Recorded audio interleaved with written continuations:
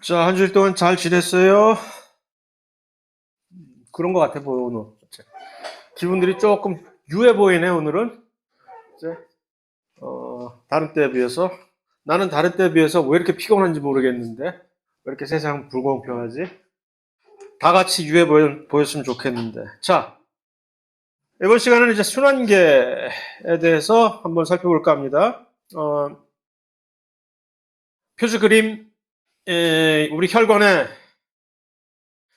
잘라가지고 단면을 딱 보여주는 실제 전제 현미경 사진입니다. 이거 아주 예쁜데 어 이게 혈액 세포들이 그득한 걸 봐서 이건 모세혈관은 분명히 아닐 것이고, 모세혈관은 심지어 아주 좁아서 적혈구 하나가 간신히 지나갈 정도로 아주 좁은 것이 모세혈관인데, 비해서 이렇게 그득히 혈액 세포들이, 빨간 건 분명히 적혈구일 것이고 허옇게 어, 보이는 것은 백혈구일 것이고, 그런데 전자현미경이 원래는 흑백 사진밖에는 못 보여주게 돼 있는데, 요즘은 워낙 뭐 컴퓨터가 별 일을 다 해내니까 전자현미경이 찍은 이미지를 그대로 컴퓨터가 알아서 색깔을 이렇게 입혀가지고서 옛날 같으면 이렇게 때 커버를 하긴 했는데, 전자현미경의 단점 중에 하나가 흑백 이미지밖에 생성해내지 못한다는 것인데, 요즘은 더 이상 사실이 아니죠. 그런 게 어딨어. 자, 그래서 이것을 오늘 살펴보려고 하는데, 순환계 무엇인가? 일종의 우리 신체의 공급망이죠. 우리 신체의 물류 공급망. 이게 제대로 돌아가지 않으면 순환계가, 마치 경제에서 물류와 재화가 돌아가지 않으면 경제가 폭망해서 모든 사람들이 불행해지는 것처럼, 우리 신체도 이 순환계에서의 돌아가는, 순환계에서 보내주는 것이, 그러니까 피가 있어도, 피가 그득해도 피가 돌아가지 않으면 뭐 그냥 뭐 빈혈과 마찬가지로, 빈혈이 왜 가장 곤란한 병 중에 하나이냐면은 모든 것이 다 비실비실해지거든. 빈혈이 되면은. 그래서 매우 중요한 우리의 기관계인데, 뭐 대충은 아는 것이고, 뭐 공급망이라고 얘기를 했듯이, 일단 순환계를 통해 가지고서 산소가 모든 각 부분에, 우리 몸의 각 부분에 공급이 돼야 되고, 그래야 에너지를 만들 수 있으니까. 산소 없이는, 우리가 숨 막히면 죽는 이유 누누이 얘기하지만, ATP를 합성을 못하니까 숨 막히면 죽는 거지. 그래서 5분간 이러고 있으면 거의 대부분 죽잖아요. 이러고 있으면. 그러니까 그렇다고 해서 우리가 5분간 이러고 있는다고 해서 우리 팔다리가 무슨 뭐 죽는 건 아니잖아. 왜 우리가 죽는 거야? 여기하고 여기가 죽어버리니까. 왜 여기하고 여기만 죽을까? 여기하고 여기는 ATP, 에너지에 대한 요구가 워낙 세가지고서, 산소가 없는 조건에서는, 이런 데는 산소가 없는 조건에도 그냥 뭐 1학기 때 얘기한 거지만, 산소가 없어? 그럼 뭐 발효하면 되지, 발효. 그래서 그렇게 먹고 살아요, 조금만. 그런데 여기하고 여기만 산소가 없으면 이제 난리가 나가지고 금방 죽겠다고 아우성이 나가지고 그냥 죽어버리지, 진짜로. 그러니까 전체가 다 죽는 건데, 그러니까 그런 기체 교환, 산소. 그 다음에 이산화탄소를 일종의 노폐물로 우리는, 그 과정에서 생산을 해내니까 이것도 또, 밖으로 내보내줘야 되고. 그런 것들입니다. 그 다음에 영양분. 지난 시간에 봤던 소화. 궁극적으로 그 장에서 흡수된 그 영양분들이, 우리의 고속도로는 무엇이냐? 식물처럼 물관과 체관이 따로따로 있어가지고서 막 물과 양분을 왔다 갔다 공급하는 것이 아니라, 이 혈액을 통해서, 혈관을 통해서 모든 영양분을, 소화가 된 영양분을 공급을 하는 매우 중요한 것입니다. 그러니까 그렇기 때문에 뭐 아주 단세포는 순환계도 필요 없지. 내가 왜 그런 게 필요해? 그러나 이제 우리처럼 이제 복잡하고 비대해진 다세포 생물은 그러한 것들을 단순히 가만히 자연적으로 내버려 둬. 그럼 다 제대로 돌아가게 돼 있어. 내버려 둬 제대로 돌아가게 돼 있어가 바로 확산이잖아요. 농도가 높은 데서 낮은 곳으로 그냥 흘러가게 내버려 두는, 그것만으로는 될 일이 아니기 때문에 여기서 그것을, 액체를 펌프질을 해주는 중요한 어떤 기관이 필요한 것이고, 그래서 이제 심장이, 예, 진화가 된 것이죠. 결국 순환계라고 하면 아주 허탈하게 간단한 구성이죠. 그래서 그 펌프질을 해내는 심장과 그 펌프를 당하는 혈액과 그 펌프당한 그 물질이 옮겨지는 통인 혈관, 애경에 그거예요. 이렇게 중요한 순환계는 이거 세 개밖에 없는 그런 것입니다. 그래서 일단 역사를 살펴봐야지 언제나 우리의 혈관 순환계 하면 우리는 항상 그냥 우리가 생각하는 대로의 그냥 구태의연한 혈관 안에 들어있는 혈액을 생각할지 모르지만 또 곤충 따위에 약간 이 혈관 순환계에 대해서 그다지 심각하게 중요시 여기지 않는 그런 친구들은 다른 전략을 사용을 해가지고서 혈관이 열려 있어요. 개방 혈관계 가지고. 이거 우리로서는 상상을 못할 일이지. 아니 혈관이 가다가 중간에 나야가라 폭포가 된단 말이야. 갑자기 혈액에 갔다가 쏟아져 버리는 거지. 어디로? 그래서 그러면 갔다가 그 쏟아져 버린 혈액은 또 어디로 흘러서 다시 공급을 받나? 지가 알아서 각자 도생해서 심장으로 오게 돼 있어요.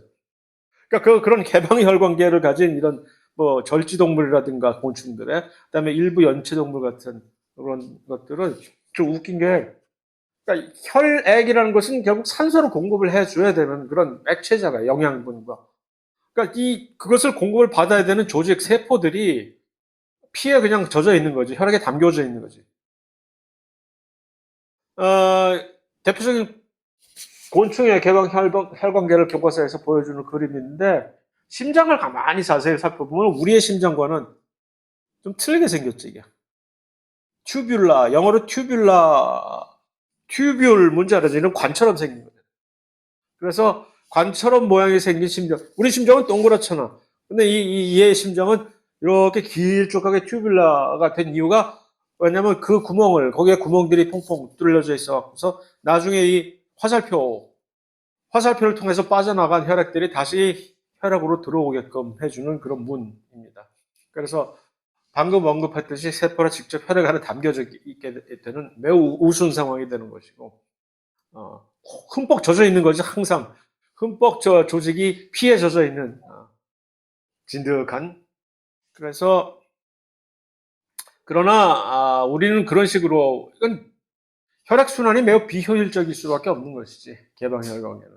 그러니까, 좀 제대로 심각하게 순환계를 사용하고자 하는 진화적으로 조금 더, 나중에 생겨난 이 동물들은 우리를 비롯한 또 다른 우리와 약간의 궤는 달리하지만 어쨌든 피를 볼 수 있는 그런 동물들은 요 폐쇄혈관계를 가지고 있는데 이 폐쇄혈관계는 그러니까 혈액이 항상 혈관 안에서만 돌아가니까 그 순환이 항상 뺑뺑이 돌듯이 이런 순서로 왔다 갔다 뭐 굳이 외울 필요가 없는 거죠. 동맥과 정맥 그걸 여기서 구분을 하는 거죠.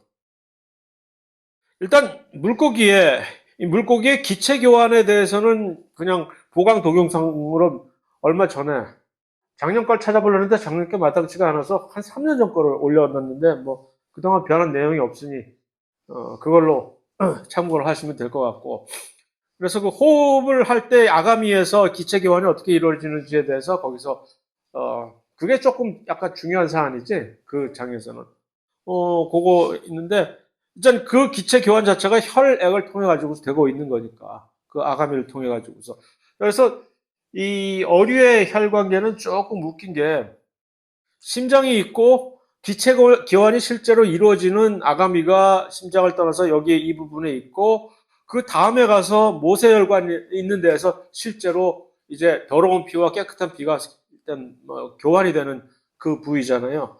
그러니까 우리의 입장과 조금 틀립니다. 다시 말해서 항상 우리는 동맥은 깨끗한 피라고 항상 생각을 하고 정맥 하면 다 더러워진 피가 이제 다시 돌아와서 그렇게 왜냐면 우리는 허파를 통해 가지고서 허파를 통해서 거기서 깨끗한 피와 깨끗한 피 더러운 피가 뭡니까? 실제로 더러운 피가 어디 있어? 깨끗한 피라는 얘기는 산소를 많이 머금고 있으니까 그렇게 그냥 불러주는 거지. 산소를 많이 포함하고 있는 피. 더러운 피? 그런 게 어디 있어? 열심히 일해가지고서 산소를 다 소진한 그 다음에 노폐물을 끌어모아 가지고서 이산화탄소 같은 노폐물을 끌어모아서 이제 갖다가 폐기를 할 그런 물건들을 그렇게 싣고 온 피를 정맥이라고 대충 생각을 하게 되는데 그것은 금방 우리가 생각해 보면 언제나 100% 사실은 아니지. 근데 이 어류 같은 경우는 실제적으로 동맥인 경우입니다. 심장을 막 떠난 이 동맥의 이 피가 어, 그냥 편의상이요. 파란색은 이발소의 파란색과 빨간색이 동맥과 정맥을 상징하는 그 상징이었듯이. 왜냐하면 이발소 옛날에 그리스 시대에는 외과 수술 같은 것을 이발소에서 했다 그러더라고요. 그래가지고 거기서 유래해가지고서 그래서 이발사들도 흰 가운을 입고 있는 건지도 모르지. 어, 그래서 이 이발사에 항상 그 마킹 상징이 동맥과 정맥을 상징하는 빨간, 파란 라인이 왔다 갔다 하는 건데 이 그림에서도 그 그림들에서도 편의상 항상 정맥은 파란색, 동맥은 빨간색으로 표시를 하게 돼 있죠. 그래서 동맥을 산소가 풍부한 무슨 이 혈액이라고 표기를 하면 이 경우에는 보면은 일부 동맥은 이 아가미에 도달하기 전까지의 일부 동맥은 동맥임에도 불구하고 산소가 부족하기 때문에 파란색으로 지어요. 그 다음에 산소를 이제 아가미에서 교환을 해서 산소를 이제 꽉 탑재를 한 기름을 만탕을 채우처럼 산소를 딱 탑재한 혈액이 이제 빨간색으로 동맥이 그때부터 산소가 풍부한 동맥을 가지고 가서 여기서 각 조직에다가 그것을 공급한 다음에 이제 그러면 이제 이쯤 돼서는 정맥이 돼가지고 다시 돌아오게 되는 거겠죠. 어, 어리의 경우는 이게 항상 일직선으로 단순 순환이라고 이걸 하는데 왜냐하면 우리의 순환계와 조금 차별화가 되는 결을 달리하는 구조로 되어 있기 때문에 한 길로 마치 일방통행처럼 한 길로만 이것이 혈액이 흐르기 때문에 이것을 어, 단열 순환이라고 얘기를 하는데 그까지 용어는 중요한 게 아니고 두 개의 심장을 볼 때, 어류의 심장을 볼 때 두 개의 그러니까 체인버가 되어 있는 거지. 그 체인버를 이름을 붙이길래 하나는 실이라는 용어를 써서 체인버를 지칭을 하고 또 하나는 그러니까 심방과 심실. 심방과 심실을 구분할 줄 알아요? 무엇이 심방이고 무엇이 심실인지? 여러분들? 심장에 있는 두 개의 섹터야. 하나의 공간인데 한 공간은 심방이라고 항상 우리가 명명을 하고 또 다른 공간은 심실이라고 명명을 한단 말이야. 실과 방이 둘 중에 어떤 것이 더 크고 넓은 것인지 잘 모르겠는데 어쨌든 무엇을 실이라고 그러고 무엇을 방이라고 그럴까? 이 순환계에 있어서는. 어류에 있어서도 그렇고 척추동물에 있어서도 그렇고 항상 그것은 일관적으로 통일되게 되는 거죠. 그림을 딱 보면은 이제 무엇이 실이고 무엇이 심실이고 무엇이 심방인지는 대충 알 수 있는데 그림을 자세히 살펴보면 어떻게 생각을 해요? 심방, 에이트리움이라고 영어로 표기를 하게 되는 심방은 항상 이거 접수를 받는 거예요. 받아주는 것이에요, 혈액을. 그러니까 보통 신체에서 예를 들어서 이렇게 모세혈관이나 뭐 해서 정맥이 혈액으로 들어갈 때 그것을 접수를 해서 받아들이는 그런 공간을 심방이라고 해요. 심실은 그 받은 혈액을 이제 넘겨받아 가지고서 다시 펌프질을 해서 보내는 그런 곳을 심실이라고 얘기하는 거예요. 그래서 엄밀히 가만히 생각을 해보면 심방과 심실, 심장 안에 있긴 하지만 심방과 심실 둘 중에 어느 쪽이 훨씬 더 근육질이 세고 그래서 질길까? 예를 들어서 어떤 심장 고기를 먹는다고 할 때 어느 부위가 훨씬 더 질길까라고 이런 예를 꼭 들어야 되나 끔찍하게 라고 생각하면 심실이 훨씬 더 왜냐하면 심실은 훨씬 더 큰 물리적인 힘으로 계속 펌프질을 해야 될 그런 준비를 항상 갖춰줘야 되기 때문에 심방보다 훨씬 근육이 두터운 그런 구조로 돼 있을 것이다라고 생각을 할 수가 있겠죠. 그리고 확인을 해보면 대부분이 더 그렇고. 그래서 자 어류는 혈액을 돌리는 동물 중에 변온 동물과 정원 동물이 있죠. 그러니까 혈액의 또 한 가지 중요성을 여기서 다시 한번 살펴보려고 하는 얘기입니다. 그러니까 혈액이 뭐 영양분을 공급하고 기체를 교환을 하고 하는 것도 있지만 우리 같은 경우는 혈액이 또 한 가지 보일러잖아. 우리. 난방을 항상 우리 몸을 따뜻하게 또는 아주 더운 여름날에도 대충 온도를 일정하게 항상성을 유지시켜주는 일종의 보일러 구실을 해주는 것인데 왜냐하면 그 혈액을 통해 가지고서 거기다가 에너지를 많이 투입을 해 가지고서 따뜻한 물이 혈액이 계속 돌아가게 되는 거예요. 왜 우리가 감염을 당했을 때 면역계에서 곧 나오겠지만 감염을 겪을 때 왜 우리가 열이 나느냐? 그쪽으로 혈액들이 훨씬 혈관이 확장이 돼가지고서 혈류가 확 늘어나기 때문에 열이 나는 거예요. 그러니까 그만큼 피는 따뜻한 거야. 우리 같은. 그래서 그 따뜻한 피를 가지고 우리의 온도를 유지를 해주는 이런 메커니즘을 가진 동물들을 정온 동물이라고 얘기를 하는 거예요. 그래서 정온 동물의 경우는 훨씬 에너지를 거기에 훨씬 난방비가 훨씬 더 많이 들겠지 당연히 특히 겨울에. 그럼에도 불구하고 그런 어떤 이점이 있으니까 그런 식으로 생활을 하겠지만 어류의 경우에는 그러니까 카멜레온 같은 파충류들은 전부 변온 동물이잖아요. 그냥 니들 하는 대로 해. 난 따라갈게. 외부 온도에 따라서 자기가 그냥 그대로 따라가는 체온이 그것은 어떻게 보면 매우 효율적, 경제적이지 그다지 큰 에너지를 쓰지 않고 그러나 외부 온도가 급격하게 변했을 때 어떻게 해볼 길이 없는 거지 그냥 뭐 각각의 개인의 취향이니까 존중을 해줘야 될 것이고 그런데 이제 어류의 경우는 거의 대부분의 어류는 변온동물입니다.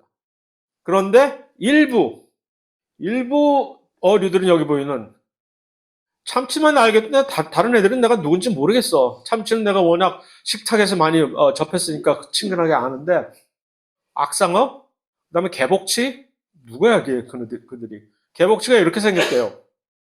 그래서 보고 비슷하게도 생겼고 어떻게 보면 뭐 그런데 중요한 것은 이들은 어류임에도 불구하고 정원 동물이다. 그렇다면 참치와 일반적인 변온 동물인 다른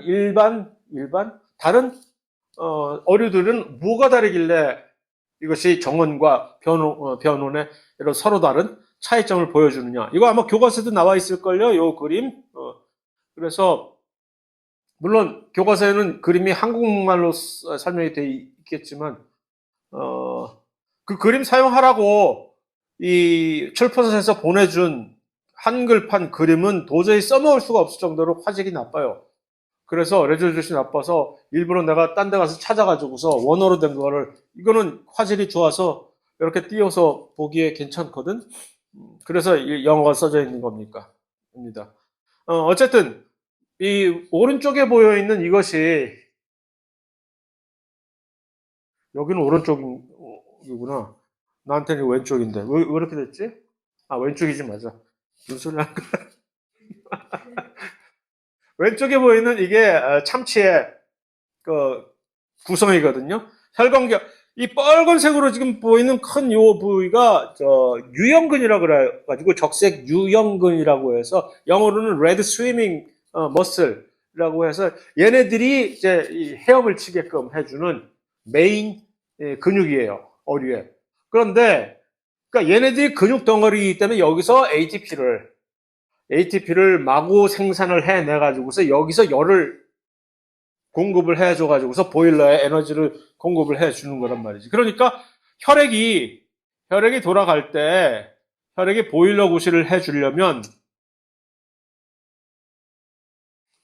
소위 말하는 이 레드 스위밍근 유형근하고 아주 밀접하게 연결이 돼 있어야 그러면 여기서 열을 잘 전도를 받아 가지고서 그 열 전도가 잘 된 혈류가 혈액 전체를 이렇게 순환을 하게끔 혈액이 그런 구조로 되어 있다라는 얘기입니다. 다시 요약하면 무슨 얘기냐 하면은 그 열을 생산해내는 그 메인 근육과 이들의 이 순환계가 밀접하게 다 연결이 되어 있어가지고서 그 열들이 혈액으로 잘 흡수가 돼서 그 열을 받아서 혈액이 잘 순환을 시켜줄 수 있게끔 해서 정원동물 역할을 해줄 수 있다라는 얘기입니다. 이 참치 같은 정원동물 어류는. 그런데 이 오른쪽에 보이는 다른 변온동물 어류는 이 구조가 그 열을 공급하는 주열 공급원인 그 유원근이 혈액하고 혈관하고 동떨어져 있어. 이렇게 멀리 바깥쪽에 배치가 돼 있어가지고 혹시 여기서 설사 열을 많이 발생을 시킨다 하더라도 그것이 이 혈관으로 전달이 안 되게끔 전혀 이렇게 돼 있어. 아쉽게도. 그러니까 뭐 정운동물 역할을 할 수가 없는 거지 구조적으로. 그래서 아예 그냥 우리는 그냥 그렇게 살자. 그냥 뭐 물 수온이 차가우면 그냥 차가운 대로 시원하게 살고 수온이 따뜻해지면 그냥 조금 하다가 너무 더워지면 열사하면 되는 거지 하고 사는 그런 어, 그런 전략적인 무슨 차이입니다 결국 누가 좋고 누가 나쁘다라고 굳이 얘기할 수가 없는. 자 그래서 심장 구조는 자 육상으로 올라와서는 이게 이 기체를 산소를 공급해 줘야 되는 것이 훨씬 더 원활하고 효율적으로 되어야 되겠다라고 절실하게 느꼈기 때문에 이제 물고기처럼 단일 순환계 같은 것을 가지고서는 더 이상 아가미 같은 거 없잖아요 이제 허파를 가지고 폐라는 기관을 가지고 거기서 실질적으로 훨씬 더 심각하게 기체를 훨씬 더 많이 공급을 해줘야 되기 때문에 순환계가 두 개가 서로 따로따로 노는 폐 쪽에서 돌아가는 순환계와 심장에서 다시 그것을 받아가지고서 몸 전체를 돌려버리는 이것을 우리는 체순환이라고 얘기합니다. Systemic Circulation과 폐를 영어로 Pulmonary라고 하는데 Pulmonary Circulation이 두 개가 서로 일종의 독립적으로 연결은 돼 있지 물론 당연히 그러나 독립적으로 돌아가는 것처럼 이런 더블 이중순환계를 가지고 있습니다. 그래서 이 경우에는 확실히 구분이 돼서 폐를 돌아가는 이 폐순환계에서는 정맥이 오히려 산소가 훨씬 더. 왜냐하면 정맥과 동맥을 어떻게 정의를 하느냐가 이제 관건인 것이지. 단순히 우리가 이제 일반적으로 옛날에 혹시 그렇게 생각을 했었던 것처럼 동맥은 항상 언제나 산소가 풍부한, 정맥은 항상 산소가 소진이 된 그런 것으로 정의를 했다면 헷갈리게 되는 거죠. 이건 안 맞지 않지. 그러나 좀 더 정확한 정의는 동맥은 항상 이 혈관이 산소로부터 멀리 이별을 하는 작별을 구하는 혈관이 동맥이고 산소로부터 떨어져 나가는 방향이 그 다음에 정맥은 산소를 향해서 돌아오는 혈관이 정맥인 것이에요 언제나. 그렇게 따지면 일반적으로 우리가 이 체순환에서는 우리가 흔히 잘 알고 있는 체순환에서는 언제나 정맥은 우리에게 다시 오는 정맥은 뭐가 필요해서 이미 산소는 다 개털리고 와가지고 다시 산소 줘 하고 오는 피들이기 때문에 항상 정맥은 산소가 다 소진된 그런 혈액이구나라고 생각을 해왔지만 엄밀하게 가만히 생각해보면 그게 아닌 것이지. 더더군다나 우리가 이런 이중순환계로 되어 있었단 말이야. 그랬을 경우에 이 이중순환계에 있어서의 폐순환에 있어서는 오히려 정반대가 되는 것이지. 왜냐하면 폐로 혈액을 보낼 때에는 동맥에서 이제 심장에서 폐로 보낼 거 아니에요. 그러면 떠나가는 거 아니야. 그러면 동맥이지만 이미 산소가 다 소진된 피들을 가서 산소 얻어와 하고 보내는 거 아니야. 그러니까 동맥이면서 산소를 이제 심장으로부터 떨어져 나갔는데 산소가 매우 다 완전히 탈진된 아무것도 없는 피가 되겠지. 그런데 폐에 가가지고서 거기서 이제 산소를 막 줍줍해가지고 다시 돌아오면은 그러니까 산소를 향해서 이 심장을 향해서 돌아오는 혈액이니까 혈관이니까 이게 정맥이잖아요. 그런데 그들은 산소를 그득 짊어지고 오는 혈액이잖아요. 그래서 이 폐순환의 경우에서는 정맥이 산소가 훨씬 풍부한 그런 피이고 체순환의 경우에서는 그 정반대로 동맥이 산소가 풍부한 혈액이 되는 것이죠. 그냥 뭐 굳이 제가 괜히 얘기를 이렇게 하니까 뭔가 뭔가 중요한 건가 보다. 외워야 되나 보다라고 골치 아프게 생각을 할 수도 있으나 가만히 생각해 보면 하나도 골치 아픈 게 아니지. 얘 왜 이렇게 버벅거려? 하나도 골치 아프지 않고 그냥 상식적으로 당연한 얘기를 제가 괜히 어쩌면 하고 있는 건지도 모릅니다.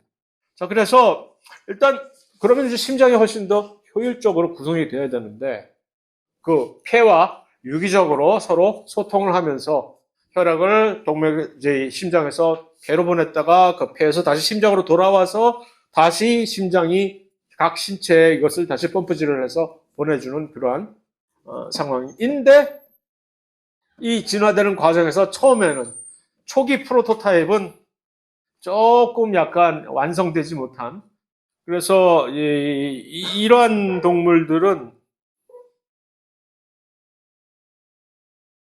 이러한 동물의 공통점은 뭐예요, 이게?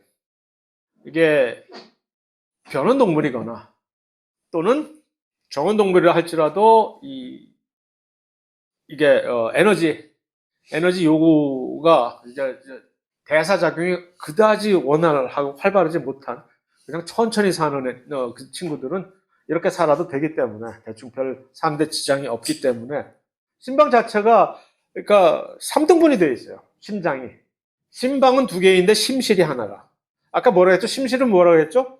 실제로 혈액을 뽑아서 펌프질해서 보내는 부위란 말이야. 심방은 어디론가부터 들어오는 혈액을 받아주는 접수하는 방이란 말이야.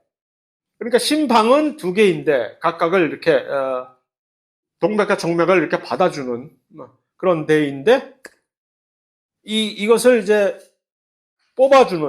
뽑아내는 이 심실 자체가 뒤섞여 있단 말이야. 다시 말해서 정맥이 들어왔어. 심방을 통해갖고 폐로 정맥이 들어왔는데 이것을 심실에서 펌프질을 해서 이제 허파로 보내줘야 될 거 아니에요. 그런데 보내줘서 산소를 풍부하게 가지고 온 혈액이 다시 돌아왔어. 그것을 받아주는 심방은 따로 구분이 돼 있어요. 그런데 그것을 이제 다시 신체로 보내야 되는 심실이 아까 그 허파로 보냈던 심실과 어떤 칸막이가 전혀 없는 거라. 그러니까 여기서 펌프질 하게 되면은 아까 이 정맥에서 받았던 피와 이게 섞일 수밖에 없지, 이게. 그래서 산소를 기껏 듬뿍 받아왔는데 아까 산소가 소지된 그 혈액과 어쩔 수 없이 심실에서 섞여버리는 그런 비효율. 이거 뭐지? 뭐 하는 짓이야? 기껏해서 받아왔더니 이걸 이렇게 오염을 시키다니 하는 항상 후회를 가지게 되는 구조로 되어 있습니다. 뭐 어쩌겠어.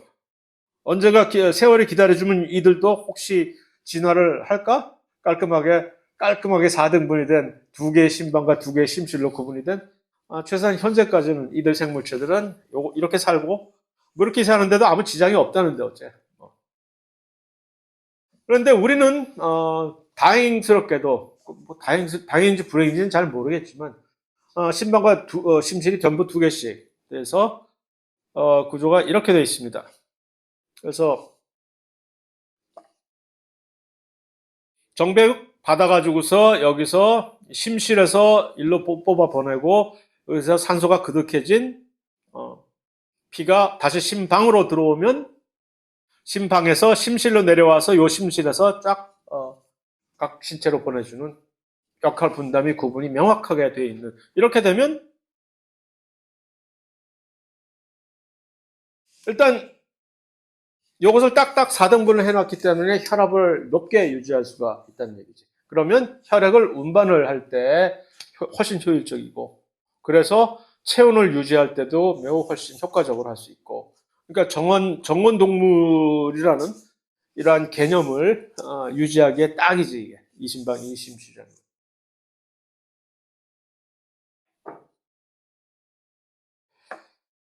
자, 뭐 이거는 좀 전에 언급을 했으니까 뭐 볼 필요 없고. 그래서 자, 그럼 이 심장이 박동을, 그러니까 수축을 해야 되잖아요. 특히 그 수축을 해야 되는 부분이 심실에서 훨씬 더 중요하게 여기까지 수축을 함으로써 펌프질을 팍팍 해서 이 혈류를 유지를 해 줘야 되는데, 그러나 심장이라고 하는 기관을 가만히 보면 뭐 엄청나게 많은 서로 다른 조직 세포들이 모여가지고서 된 거 아니에요. 그러니까 수축이라는 것은 근육이 수축해야 되는 거예요.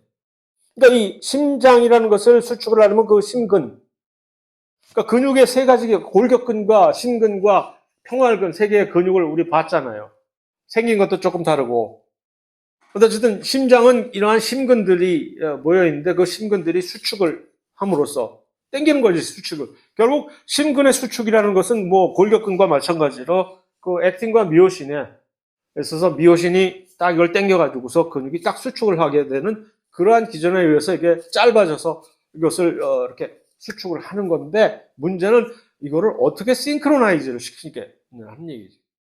이거 중구난방으로 자기들이 알아서 근육 수축을 막 중구난방으로 해버리면은 뭔가 한 번에 힘을 쫙 모아줘야 이게 쫙 뻗어나갈 텐데, 왔다 갔다 하게 되면 이게 막 비효율적이고 파동 자체가 간섭이 생겨버려가지고서 엉망이 돼버릴 거 아니에요. 그러니까 이것을 누군가가 오케스트라의 지휘자처럼 이것을 조절해주는 누군가가 있어야 심장이 제대로 박동을 이렇게 딱 이렇게 할 때마다 한 번씩 모든 전체가 모여서 한 번에 수축을 딱 하고 하는 것을 조절할 수가 있다는 거죠. 그래서 그 조절을 하는 곳을 이제 한 부위가 있어요. 근육에 심장 기관에 어느 아주 특정 부위에 있는 부위를 거기서 이제 전기적인 신호, 신경에서 도달한 전기적인 신호를 접수를 해가지고서 이것을 심장 전체에 쫙 퍼뜨려 줌으로써 그 전기적인 신호가 쫙 퍼져서 수축이 단 동시에 이렇게 이루어지게끔 해주는, 조절해주는 요기를 우리는 동방결절이라고 얘기를 합니다. 심장 박동근이라고도 얘기를 하고. 그래서 이 부위에서 요 심장의 수축 속도를 결정하는데, 어떻게 여기서 신호를 보내는 신호는 일종의 전기적인 신호라는 얘기.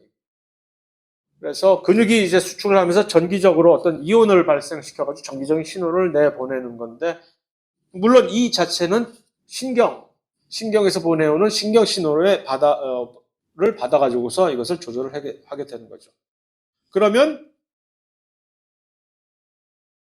요 부위가 바로 요 심실의 맨 꼭대기 부분에 있는 부위가 바로 그것을 결정해주는 동방결절인데, 요 부위에서 보내는 전기적인 신호가 일단은 여기에 도달해서 방실결절이라고 하는 바로 밑에 심방의 아랫부분에 위치한 부위에 것이 도달을 해서 여기서부터는 전체적으로 전기 신호가 이렇게 쭉 동시에 퍼져나가게 돼가지고서 특히 심실 자체 근육 수축이 원활하게 동시에 이루어질 수 있도록 조절이 되는 겁니다. 그래서 그것을 재는 게 심전도인 것이고, 그것이 한 번에 전기적인 신호가 어떻게 쫙 갔다가 또 갔다가 하는 그것을, 그러니까 처음에 요 전기 신호가 여기에 도달해 가지고서 이 신호가 점점 퍼져나가는 요 과정이 1, 2, 3, 4 순서대로 지금 보이는 거죠. 요 화살표가 어디로 지금 퍼지고 있는지 이렇게. 요것이 여러분 교과서에도 요 그림 똑같은 비슷한 그림이 있을걸요. 그래서 어쨌든 중요한 점은 전체적인 심장의 기관으로서 심장의 수축은 일단은 요 심장 박동은 또는 동방결절이라고 하는 요 부위에서 신경 신호에 의해서 어떤 신호를 받으면 여기서 무엇을 일단 방출을 해?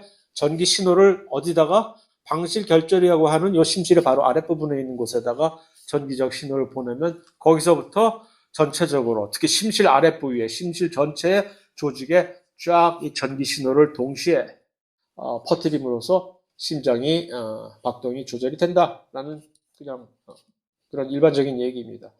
그래서 인공 심장 같은 것을 달 때 인공 심장 박동기 같은 걸 다는 건 이것을 하는 거죠. 비슷한 전기 신호를 이렇게 보내주는 이와 비슷한 것을 뭐 심장 부위에다가 이렇게 삽입을 해가지고서 심장에 어떤 문제가 있는 그런 사람들은 그걸 인공 심장을 이렇게 달고 다닌다는 얘기가 바로 이 심장 박동기를 달고 다닌다는 얘기입니다.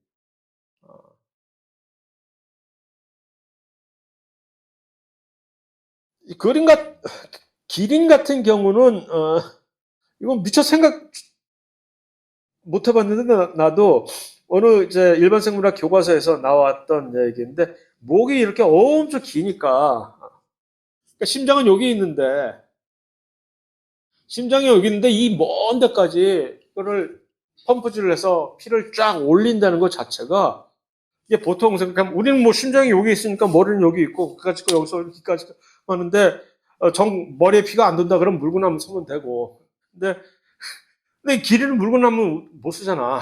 그래서 쓸 수는 있겠다 이러고 딱 이러면 하긴. 그런데 어쨌든 그래서 어떤 사람들이 여기에 대해서 궁금해가지고서 연구를 해봤대요. 도대체 아니 길이는 어떻게 저 위까지 이걸 피를 이렇게 올릴까? 그랬더니 이 근육이 얘네들 근육은 훨씬 더 특이하게 특수하게 단단하게 돼 있어가지고서 수축을 훨씬 더 강력하게 할 수가 있다는 거지. 그래서 어, 다 길이도 다 알아서 잘들 살게 돼 있다 알았냐 하고 생물학책에 나와 있더라고요. 자, 조금 더 심각한 여태까지는 그냥 뭐 별거 아니잖아요. 여태까지 본 것들은. 자, 동맥과 정맥의 이제 단면을 구성을 보면은 둘 다 사실은 요 혈관 자체는 어떤 종류의 세포이냐, 어떤 종류의 조직이냐 했을 때 이름 자체로 볼 때는 내피세포라고 해서 내피세포? 우리가 동물의 조직 세포들을 볼 때 내피세포라는 얘기는 우리가 언급한 적이 없잖아요. 근데 이름이 비슷한 세포를 본 적은 있지. 상피세포라는 거 본 적이 있잖아. 사실을 알고 보니 내피세포는 그냥 상피세포의 일종입니다. 상피세포야, 똑같이. 그런데 왜 얘네들은 내피세포라고 혈관이니까 좀 특별하게 취급을 해달라고 아우성치니까 그래 까짓건 너희들은 상피세포이지만 특별하게 내피세포라고 불려줄게. 이름 자체도 영어로 보면 그렇잖아요. filial, 에피필리알 셀이 상피세포였잖아. 상피. 엔도, 안쪽이라는 얘기지. 엔도필리아 세포, 내피세포라는 얘기입니다. 그러니까 상피세포인데 안쪽에서 이렇게 일을 하는. 그러니까 내피세포는 혈관벽을 만드는 일만 하는 상피세포입니다. 그래서 그것이 일종의 껍질이고, 그런데 그 내피세포 그 자체만 가지고는 혈관도 그냥 가만히 있는 것이 아니라 혈관도 이렇게 왔다 갔다 연동 운동을 해서 수축을 해줘야 혈액에 가다가 중간중간에 혈류가 제대로 원활하게 계속 유지가 되거든요. 그러니까 그 수축이 되기 위해서는 내피세포는 수축을 시킬 수 있는 어떤 힘이 없어. 세포 자체가 난 힘 없어. 그것을 수축을 할 수 있는 힘은 오로지 어디에서? 근육세포에서만 온단 말이야. 그렇기 때문에 그것 바깥쪽을 항상 이 평활근이라고 하는 요 근육이 덮고 있어야 돼. 그래서 그들이 수축을 함으로써 이 안쪽에 있는 내피세포를 이렇게 주물럭주물럭 해줌으로써 혈관이 수축이 되는 겁니다. 그래서 그렇게 되면은 이 평활근의 두께가 동맥과 정맥에 있어서 둘 다 다르겠다는 것은 그냥 상식적으로 우리가 생각을 할 수가 있겠죠. 당연히 동맥 쪽은 계속해서 이것을 수축을 빨리 보내야 되니까 정맥은 그냥 스스로 저절로 대충 다시 흘러 들어오는 그런 일종의 수동적인 그런 부위이기 때문에 이 근육 두께가 정맥보다 동맥이 훨씬 더 두꺼우리라고 하는 것은 이 그림에서 확인을 할 수가 있죠. 딱 보면 여기서는 그러니까 이 내피 대신에 상피라고 심지어 돼 있잖아. 이 교과서의 그림은 상피가 내피라는 똑같은 얘기라는 얘기죠. 여기 지금 상피라고 되어 있는 이 내피세포가 실제적인 이 혈관을 구성해 주는 것이고, 그 바깥쪽을 둘러싸고 있는 근육, 평활근이 보면 두께가 동맥과 정맥이 다르잖아요. 그리고 또 한 가지는 그 평활근 바깥을 일종의 보호를 하는 역할을 하는 건지 뭔지는 모르겠으나, 완충 역할을 해주는지 보호를 해주는지는 모르겠으나, 그 바깥쪽은 또 항상 결합조직 세포들이 이렇게 둘러싸고 있다는 얘기입니다. 이것이 사실은 나중에 우리가 혈액 응고 과정을 볼 때 이 결합조직이 여 바깥쪽에 있구나라는 것을 다시 한번 떠올려 주기 바랍니다. 왜냐하면 이게 다시 한번 소환이 될 겁니다. 이 결합조직이. 왜냐하면 결합조직의 가장 풍부한 단백질이 뭐라고 기억나요?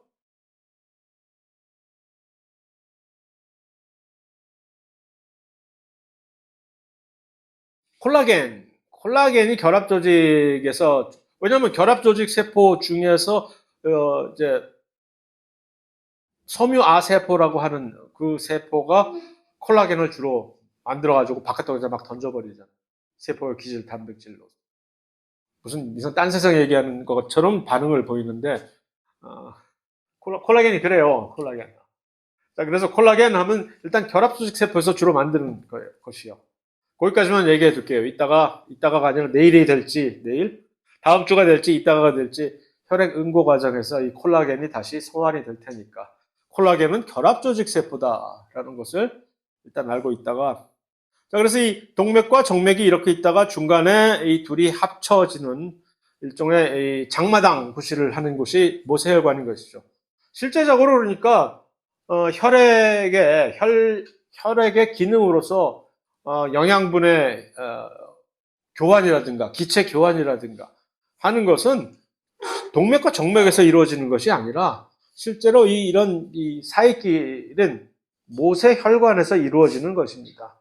그래서 동맥과 정맥은 혈액이 모세혈관에 잘 도달하도록 서로 그 다음에 거기서 또 다시 심장으로 다시 잘 가도록 연결해주는 큰 간선도로 역할을 하는 것이라고 보면은 좋겠고요. 그래서 정맥이 다시 돌아갈 때에는 그러니까 항상 모든 혈관은 평활근이 수축을 이렇게 담당을 한다는 얘기죠.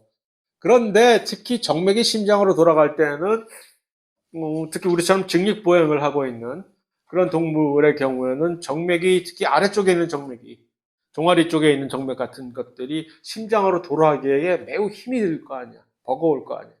평활근의 수축만으로는 얘네들이 처음에 지금 힘이 딸리는 그럴 경우에는 골격근도 근육에 있는 골격근도 간혹가다 자기들이 의식적으로 또는 무의식적으로 알게 모르게 도와주게 된다는 그런 얘기입니다.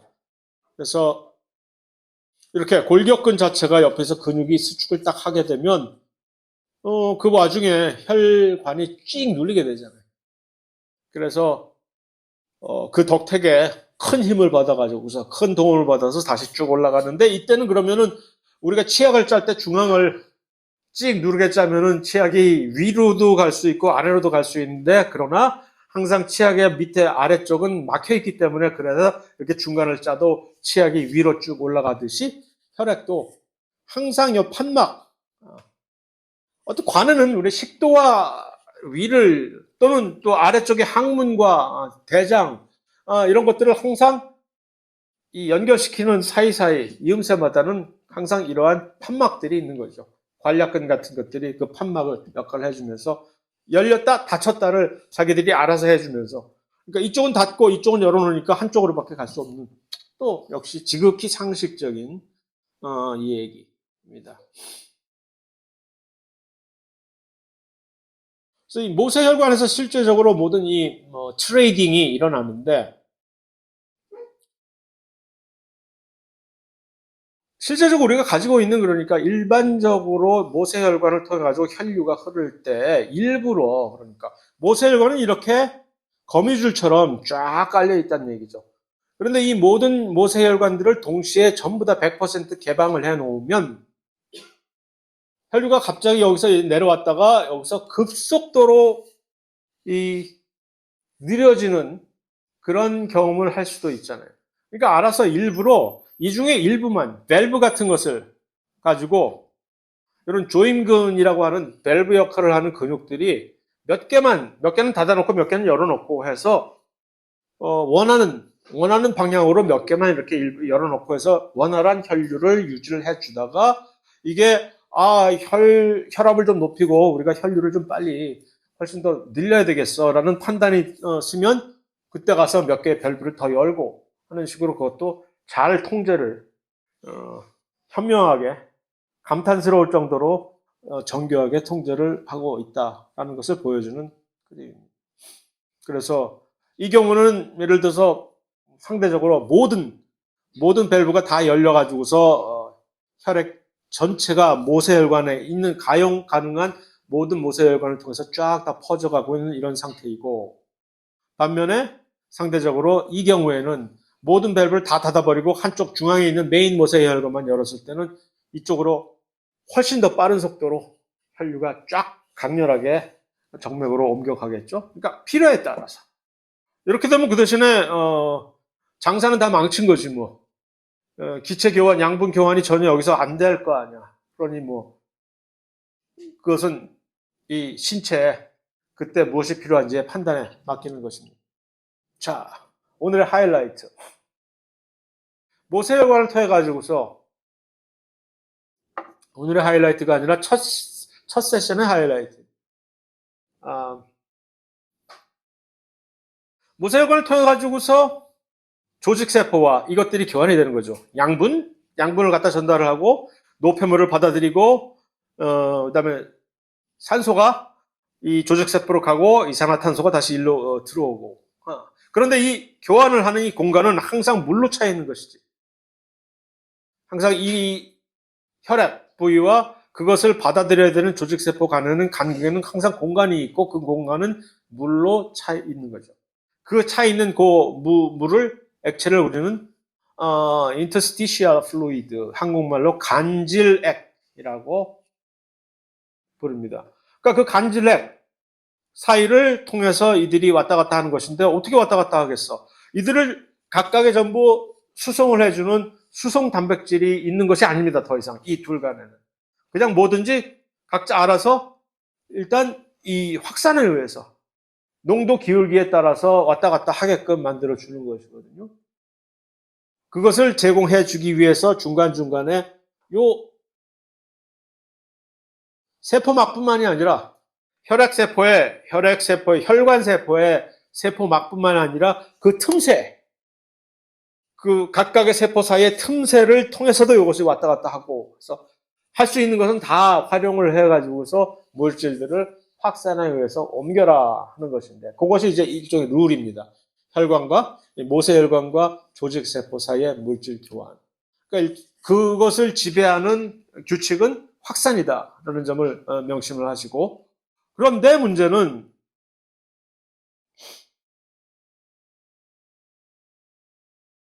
동맥과 혈압, 이제 정맥 사이.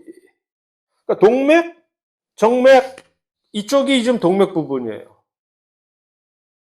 동맥의 끝에 있는 모세혈관이고 이쪽은 정맥의 끝에 있는 모세혈관이라는 얘기죠. 이쪽에 비무장지대라고 얘기를 할까? 군사 분계선이라고 얘기를 할까? 여기다 군사 분계선을 한번 그어 봅시다. 그럼 왼쪽은 동맥 쪽이고 오른쪽은 정맥 쪽이라는 얘기예요. 근데 무슨 철조망이 있는 것도 아니고. 근데 한 발자국만 여기서 건너면 군사 분계선을 넘어가지고 이제 정맥으로 귀순을 하게 되는 것인데 어떻게 이게 한 발짝 건너자마자 이게 확 바뀌냐는 얘기지. 무슨 얘기야? 동맥 쪽에서는 무엇이 이루어져야 되죠? 산소와 영양분이 조직 쪽으로 가야 되지. 정맥 쪽에서는 그 반대가 일어나잖아. 정맥 쪽에선 노폐물과 이산화탄소가 혈액 안으로 들어오잖아. 여기 뭐가 없잖아, 이거. 누가 선을 그은 것도 아니에요. 그냥 우리가 상상에, 너 자꾸 이럴래? 상상에 의해서 이쯤 되니까, 아, 여기까지가 정맥이구나. 여기까지가 동맥이구나 하고 선을 그냥 그으려면 그을 수도 있겠으나 선이 원래 그어져 있는 건 아니고. 근데 실제로 신체에서는 이것을 어떻게 알고 어떻게 조절을 할까? 어떻게 왼쪽은 동맥 일을 하고 오른쪽은 갑자기 정맥 일을 할까? 라는 것입니다. 이 그림이 물론 설명을 아주 친절하게 잘 해주고 있죠. 자, 그럼 이쯤 되면 뭐 조금 시간이 지날 수도 있지만 이렇게 해놓고 쉬고 10분 그 다음에 쉬면 되겠죠. 자, 이쯤 되면 한 또 현상금을 걸까? 1점?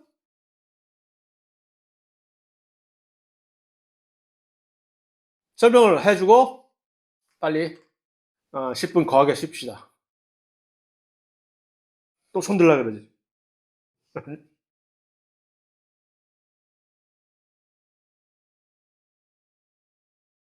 그림이 다 모든 것을 설명해 주고 있어요. 어떻게 왼쪽은 동맥 일을 하고 오른쪽은 정맥 일을 하게 될까? 어떻게 알고? 아무런 칸막이가 있는 것도 아닌데.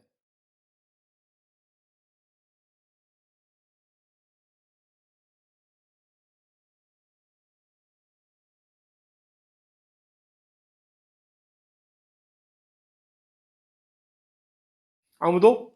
용기 있는 하고 없어요?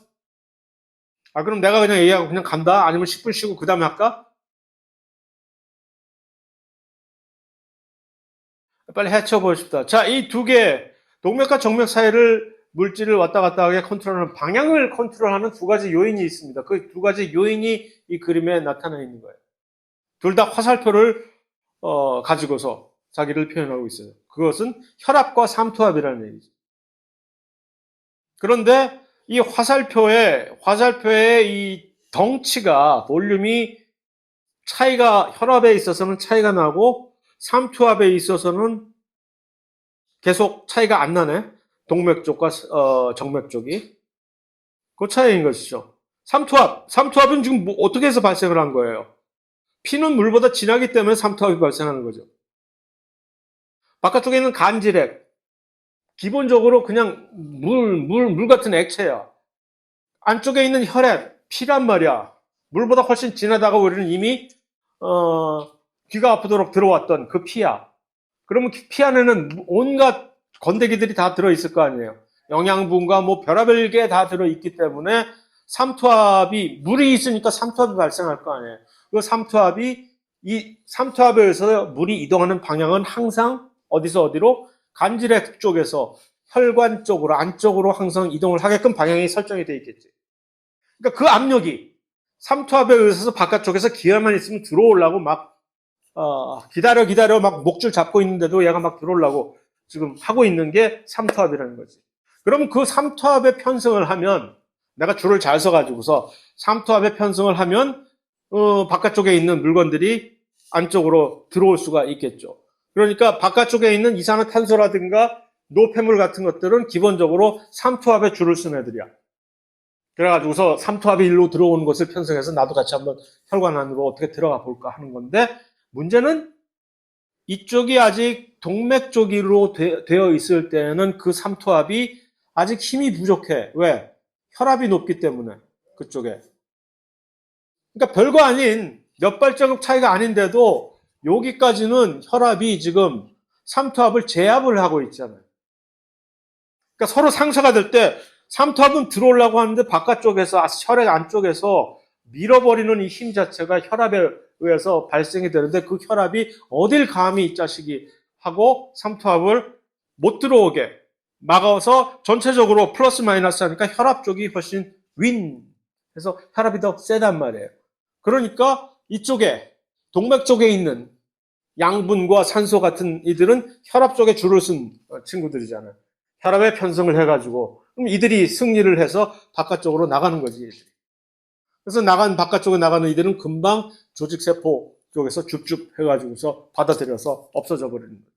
그런데 이게 몇 발자국 안 지나가서 언제까지 혈압이 나를 이길 줄 알았더니 조금만 더 가니까 혈압이 찍 떨어져가지고서 이젠 삼투압보다 혈압이 떨어지는 요 날이 온단 말이지.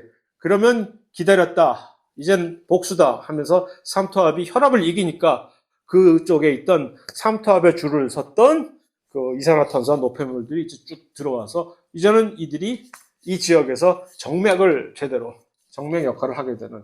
그러니까 별거 아닌 것 같으면서도 이거 자체를 가지고 이렇게 조절을 딱 알아서 동맥과 정맥을 딱 편가르기를 시키는 이 기저귀 메커니즘이 이것에 의해서 모세혈관에서, 이것은 모세혈관입니다. 모세혈관에서 물질과 기체가 교환이 되는 메커니즘입니다. 자, 10분 후에 다시 뵙겠습니다.